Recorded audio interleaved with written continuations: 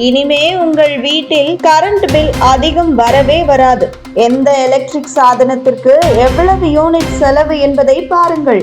மின்சாரம் எப்படி ஒரு யூனிட் செலவாகிறது என்பதை தெரிந்து கொள்ளுங்கள். வீட்டில் நாம் தினமும் பயன்படுத்தும் மின்சார சாதனங்கள் எல்லாம் சேர்ந்து ஒரு மாதம் முடிவில் பெரிய மின் கட்டணமாக வந்து சேர்கின்றன.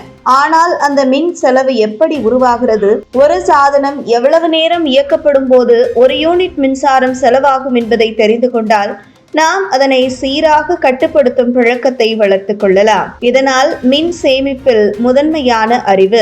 கட்டணத்தில் முக்கிய பங்கு வகிப்பவை வீட்டில் அதிக மின்சாரம் உபயோகிக்கப்படும் சாதனங்களில் ஏசி, ஹீட்டர், எலக்ட்ரிக் குக்கர் முக்கியமானவை.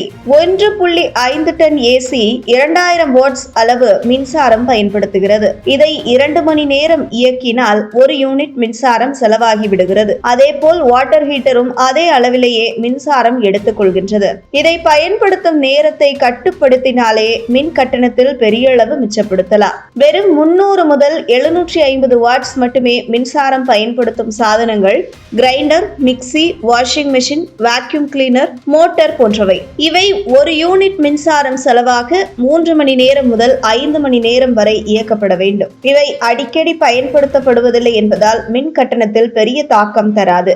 ஆனால் பழைய மாடல் சாதனங்கள் இருந்தால் மின்சாரம் அதிகம் பிடிக்கும் என்பதையும் கவனிக்க வேண்டும். தொடர்ந்து பல மணி நேரங்கள் இயங்கும் சாதனங்கள் குறைந்த வாட்ஸ் கொண்டவையாக இருந்தாலும் நாளடைவில் அவை பெரிய மின் செலவுக்கு காரணமாகின்றன. டிவி பாக்ஸ், பல்ப், ஃபேன் ஆகியவை 20 வாட்ஸ் முதல் 150 வாட்ஸ் வரையிலான சக்தியையே எடுத்துக் கொள்கின்றன. ஆனால் இவை 12 மணி நேரத்திற்கு மேல் பயன்படுத்தப்படுவதால் தினமும் சிறிது சிறிதாக மின் செலவு சேர்ந்து பெரிய தொகையாக மாறிவிடுகிறது. உங்கள் வீட்டில் இருக்கும் மின்சார சாதனங்களின் வாட்ஸ் அளவை தெரிந்து வைத்துக் கொண்டு அவற்றின் பயன்பாடு மற்றும் தேவையை வைத்து நேரத்தை திட்டமிட்டு இயக்க வேண்டும். முக்கியமாக ஏசி, ஹீட்டர் போன்றவைகளை ஒரு சில மணி நேரத்திற்கு மட்டுமே இயக்குவதால் பெரிய மின் கட்டணத்தை தவிர்க்கலாம்.